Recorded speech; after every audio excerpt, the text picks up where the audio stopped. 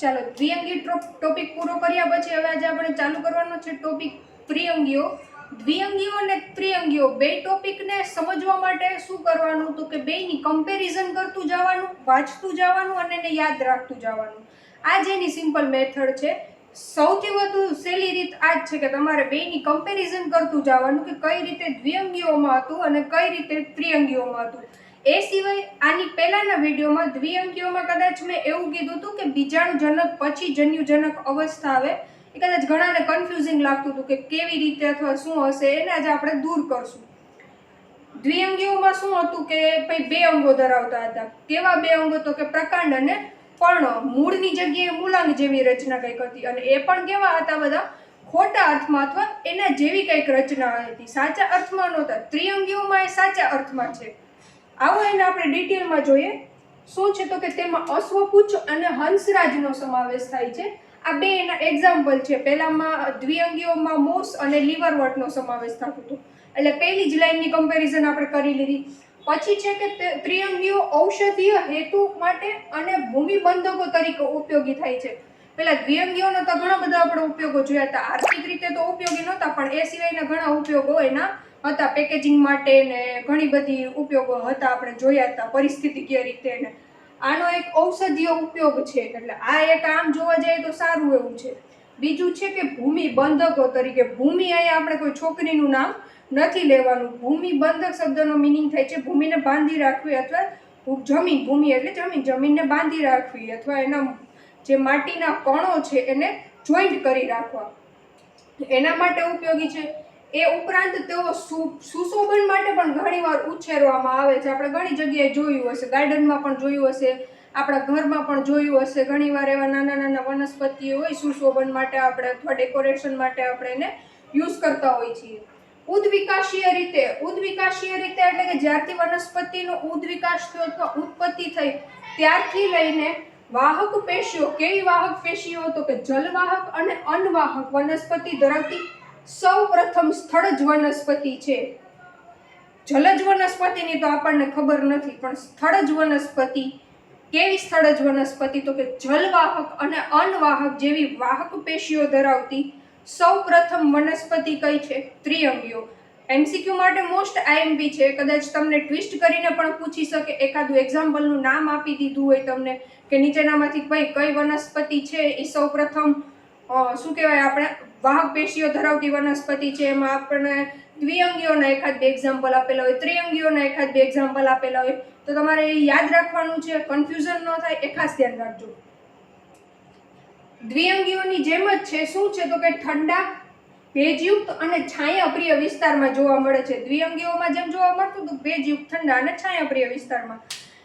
ગરમ વિસ્તારમાં જોવા નથી મળતા. કેવા ગરમ વિસ્તાર? તમે ઘણીવાર સાંભળ્યું હશે. આપણે દ્વિઅંગીઓ અને ત્રિઅંગીઓને સિમ્પલી રીતે આપણે ઘાસ ફૂસ જ સમજીએ હતું આજ સુધી બસ, કે ભાઈ ઘાસ અથવા જમીન પર જે ગાર્ડનમાં લોન કે આપણે જે કંઈ પણ નાનું મોટું જોતા હોય. તમે એવું સાંભળ્યું હશે કે વધારે પડતો તડકો પડે અથવા ઉનાળાની સિઝનમાં જ્યારે આકરો તાપ જેને આપણે કહીએ એવી વાતાવરણમાં છે ને એવો શબ્દ સાંભળ્યો હોય કે વનસ્પતિ બળી ગઈ છે, અથવા જે કોઈ પણ છોડનું નામ હોય અથવા જે કોઈ પણ ઓલું નામ હોય ને એ એમ કે બળી ગયું છે. એનો મતલબ શું થાય કે એ જે વાતાવરણ છે એ એના માટે અનુકૂળ નથી, એટલે એમાં એ વિકાસ પામી નથી શકતી. એટલે તો એ કહે છે કે ઠંડા, છાયાપ્રિય અને ભેજયુક્ત વિસ્તારોમાં જ જોવા મળે છે. આમાં એક અપવાદ આપેલો છે કે કેટલાક રેતાળ વિસ્તારમાં ફૂલે ફાલે છે, કે કેટલાક અમુક જે વનસ્પતિ છે ત્રિઅંગીઓની એ કેટલાક રેતાળ વિસ્તારમાં વિકસિત થાય છે.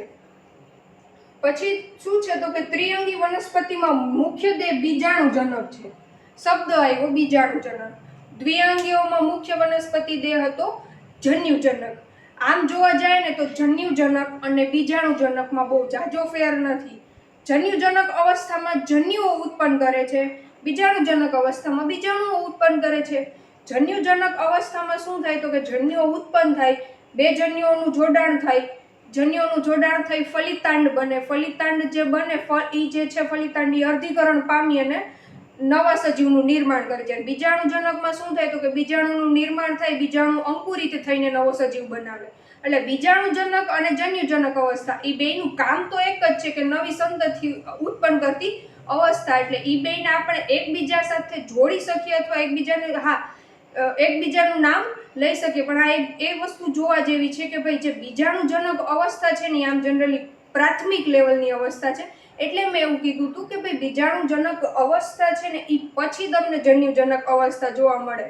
હજી તમને ન સમજાણું હોય તો એક બીજું એક્ઝામ્પલ આપું કે માની લો કે તમારી પાસે કોઈ પણ એક ટી શર્ટ છે, સેમ એવું જ ટી શર્ટ છે, બીજા જ ઈ જ કલરનું છે, બે ટી શર્ટ છે, બેના સેમ કલર સેમ ડિઝાઇન, પણ બેની કંપની અલગ અલગ છે.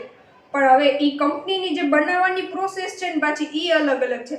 આમાં કંઈક એવું જ છે કે ભાઈ બે છે ને એની પ્રોસેસ થોડીક અલગ છે, બે પ્રોડક્ટ એક જ છે કે ભાઈ નવી સંતતિ ઉત્પન્ન કરવી, બેનો એક હેતુ બેનો એક જ છે, નવી સંતતિ ઉત્પન્ન કરવી.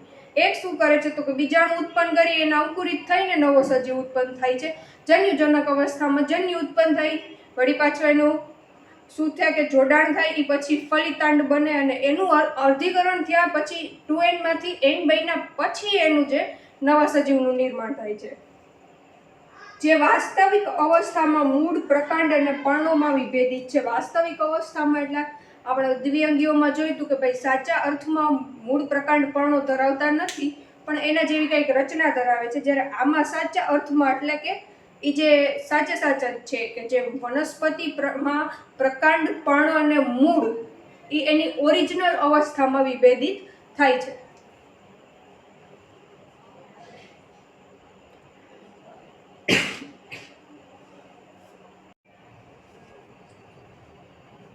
તમે કદાચ ન્યુટ્રિયન્ટ્સમાં સાંભળેલું હશે કે મેક્રોન્યુટ્રિયન્ટ અને માઇક્રોન્યુટ્રિયન્ટ, એટલે કે જે મહાપોષક તત્વો અને નાના પોષક તત્વો.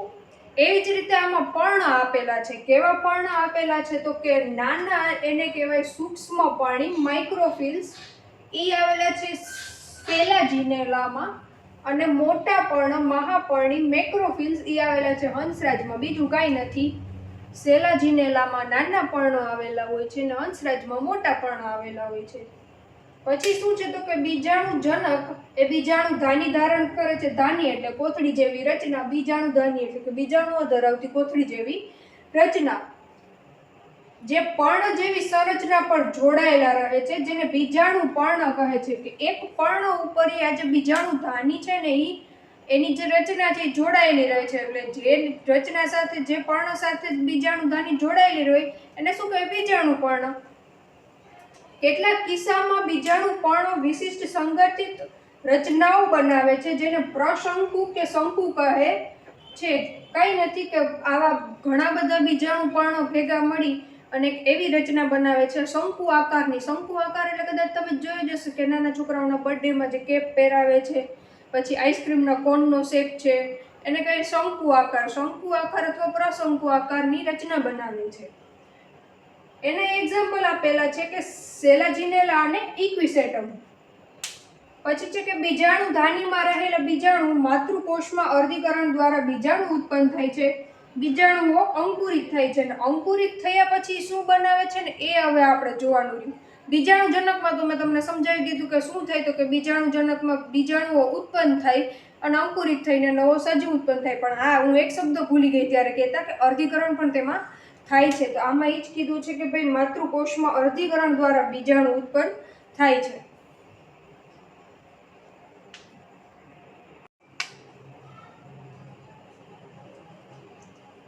આપણે જોયું કે ભાઈ બીજાણુજનક અવસ્થામાંથી માતૃકોષમાંથી અર્ધીકરણ થઈ અને બીજાણુ અંકુરિત થયા. અંકુરિત થયા પછી શું થાય તો કે નરી આંખે ન જોઈ શકાય તેવા અસ્પષ્ટ, સ્પષ્ટ ન દેખાય એવા નાના પરંતુ બહુકોષીય, જો આમ જોવા જાય તો આપણે નાના સજીવોમાં શું જોયું હતું કે ભાઈ જે કોષ હોય કેવા હોય તો કે એક કોષીય હોય. અહીંયા નાના છે પરંતુ બહુકોષીય છે, મુક્તજીવી અને મુખ્યત્વે પ્રકાશસંશ્લેષી. વનસ્પતિ છે એટલે પ્રકાશસંશ્લેષી શબ્દ તો હોય જ. સુકાયક એવા જન્યુજનકમાં વિકાસ પામે છે. આવી ગયું ને બીજાણુજનક પછી જન્યુજનક અવસ્થા આવી ને. મેં તમને પહેલા જ કીધું હતું કે ભાઈ બીજાણુજનક અવસ્થા પછી જન્યુજનક અવસ્થા આવે. એટલે એવું જ થયું કે ભાઈ શું થયું હતું કે જે બીજાણુ છે એ અંકુરિત થઈ અને જન્યુજનકમાં વિકાસ પામે છે. તેને પ્રસુકાયક કહે છે. આ જે રચના જે છે અથવા જે બીજાણુ છે એને શું કહેવાય તો કે પ્રસુકાયક કહેવાય. તેને વિકાસ પામવા માટે ઠંડી, ભેજયુક્ત અને છાયાવાળી જગ્યાની જરૂર પડે જે આપણે પહેલાં જ જોયું કે ભાઈ ત્રિઅંગીઓને વિકાસ પામવા માટે ઠંડી, ભેજયુક્ત અને છાયાપ્રિય વિસ્તાર જ જોવા મળે. દ્વિઅંગીઓમાં પણ એવું જ હતું. હવે એના કારણે ફલન માટે પાણીની આવશ્યકતાના રહે છે. આપણે દ્વિઅંગીઓમાં તો આવું ક્યાંય જોયું નથી કે ભાઈ પાણીની આવશ્યકતા નથી, પણ આમાં જોવા મળે છે કે ભાઈ પાણીની આવશ્યકતા છે ને એના કારણે સંકુચિત ભૌગોલિક વિસ્તારોમાં પૂરતી જ સીમિત છે. ત્રિઅંગી વનસ્પતિઓ સંકુચિત ભૌગોલિક વિસ્તારમાં જ, એટલે કે એવા વિસ્તારો કે જ્યાં પાણીની જરૂરિયાત એને પૂરી પડી રહે એવા જ વિસ્તારોમાં એ જોવા મળે છે, એટલે કે મર્યાદિત વિસ્તારોમાં જ જોવા મળે છે. પછી છે કે જન્યુજનક નર અને માદા લિંગી અંગો ધારણ કરે છે. હવે તમે કહેશો કે બસ અહીંયા સુધી જ રાખો, આગળ તો અમે ઓલરેડી સમજી ગયા છીએ કે શું થાય છે. તોય આપણે એકવાર જોઈ લઈએ કે ભાઈ તે પુજન્યુધાની અને સ્ત્રીજન્યુધાની ધારણ કરે છે. તો કે શું? તો કે પુજન્યુધાનીમાંથી ચલપુંજન્યુ મુક્ત થાય. પાણીની મદદથી સ્ત્રીજન્યુધાનીના માદાજન્યુજનક સાથે જોડાણ થાય અને ફલિતાંડનું નિર્માણ થાય.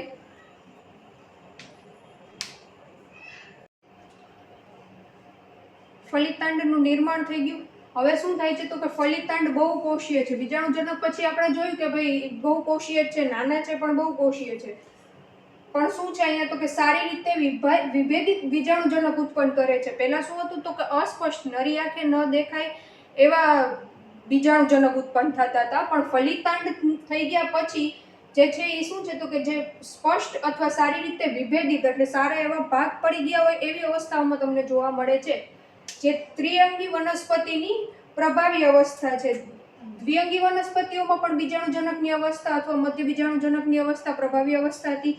ત્રિઅંગીઓમાં આ અવસ્થા પ્રભાવી અવસ્થા છે. પછી શું છે? તો કે ત્રિઅંગીઓમાં મહદઅંશે બીજાણુઓ એક સરખા પ્રકારના હોય. આપણે મનુષ્યમાં અથવા પ્રાણીઓમાં પણ જોયું હોય છે કે સરખા પ્રકારના બીજાણુ હોય, અથવા આપણે જેને કહી શકીએ કે લિંગી પ્રજનન માટેના જે બીજાણુ હોય એને શું કહેવાય? સમ બીજાણુ અથવા કે સમજન્યુઓ. સોરી, આપણે જન્યુઓ શબ્દ યુઝ કરીએ છીએ, એટલે એને કહેવાય સમજન્યુ. અને જે આકાર અથવા પ્રકારમાં સરખા નથી એને વિષમજન્યુ કહે. આમાં પણ બીજાણુ છે એ એવી જ રીતે છે કે ભાઈ શું છે? તો કે મહદઅંશે એક સરખા પ્રકારના હોય એને સમબીજાણુ વનસ્પતિ કહેવાય. જેના એક્ઝામ્પલ આપેલા છે, સોરી એના એક્ઝામ્પલ નથી આપેલા, બીજા એક્ઝામ્પલ આપેલા છે સેલાજિનેલા અને સાલ્વિનિયા. એ કેના એક્ઝામ્પલ આપેલા છે? તો વિષમ બીજાણુના. એ કેવા છે? તો કે લઘુ અને મહા બે પ્રકારના બીજાણુ ઉત્પન્ન કરે. એક બીજાણુ નાનું હોય અને એક બીજાણુ મોટું હોય. આમ આપણે આ પ્રાણીઓમાં પણ જોઈએ કે ભાઈ માદાજન્યુ અને નરજન્યુ પ્રમાણમાં શું હોય? તો કે નરજન્યુઓ નાના હોય અને માદાજન્યુઓ મોટા હોય. આમાં પણ એવું છે કે નાના જન્યુઓ અને મોટા જન્યુઓ અનુક્રમે ઉત્પન્ન કરે છે, એટલે એને શું કહેવાય? તો કે વિષમ બીજાણુ કહેવાય. મહાબીજાણુઓ અંકુરિત થઈ અનુક્રમે માદા અને નરમાં આવી ગયું. તો કે શું? તો કે અનુક્રમે શું થાય? તો કે બીજાણુઓ અંકુરિત થઈને માદાજન્યુ અને નરજન્યુમાં વિકાસ પામે છે. આ વનસ્પતિમાં માદાજન્યુ ઓછા કે વધુ સમય માટે પિતૃબીજાણુ પર જળવાઈ રહે છે. માદાજન્યુ છે એ જે પિતૃબીજાણુ છે કે જેમાંથી જે માદા અને નરજન્યુઓ જે વિકાસ પામ્યા છે એની સાથે જોડાયેલા રહે છે ઓછા અથવા વધુ સમય માટે.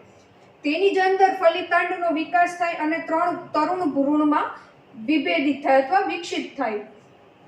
આ ઘટના બીજ પ્રકૃતિ તરીકેનું પૂર્વ ચિહ્ન છે. બીજ પ્રકૃતિ એટલે કે બીજનું નિર્માણ થવું અથવા બીજનો કેવો સ્વભાવ છે એના માટેનું, અથવા એ સ્વભાવ મીન્સ કે આપણી ભાષામાં આપણે એના સ્વભાવ કઈ એવી રીતનો નહીં, પ્રકૃતિ અથવા કે કેવા પ્રકારનું છે એ જાણવા માટેનું પૂર્વ ચિહ્ન એટલે કે પૂર્વ અવસ્થા છે. અને આ જે છે ને એ ઉદ્વિકાસ માટેનો મહત્વનો તબક્કો છે. અહીંયા આપણે આમ જોવા જઈએ તો ત્રિઅંગીઓનું તમારું ટોપિક પૂરો થઈ ગયો છે, પણ 4 પ્રકાર કંઈક આપેલા છે તમારી ટેક્સ્ટ બુકમાં. સાયલોપ્સિડા એનું એક નામ આપેલું છે, બીજું છે કે લાઇકોપ્સિડા જેમાં સેલાજિનેલાને ઓલરેડી આપણે 2 કે 3 વાર જોયું છે, પછી છે સ્ફિનોપ્સિડા અને પેટ્રોપ્સિડા. આવા 4 પ્રકારના ત્રિઅંગીઓના જે છે ને એને વનસ્પતિને વિભાજિત કરવામાં આવે છે. એ સિવાય તમારી એનસીઈઆરટી ટેક્સ્ટ બુકમાં અહીંયા કંઈક એક્ઝામ્પલ અથવા જે કહી શકે કે ડાયાગ્રામ ત્રિઅંગી બીજા વનસ્પતિઓની આપેલી છે. આ જોઈ લેજો એક વખત. અને આ જે મેં પ્રકાર 4 કીધા એ એમસીક્યુ માટે ખાસ જરૂરી છે, એટલે એને યાદ રાખી લેજો.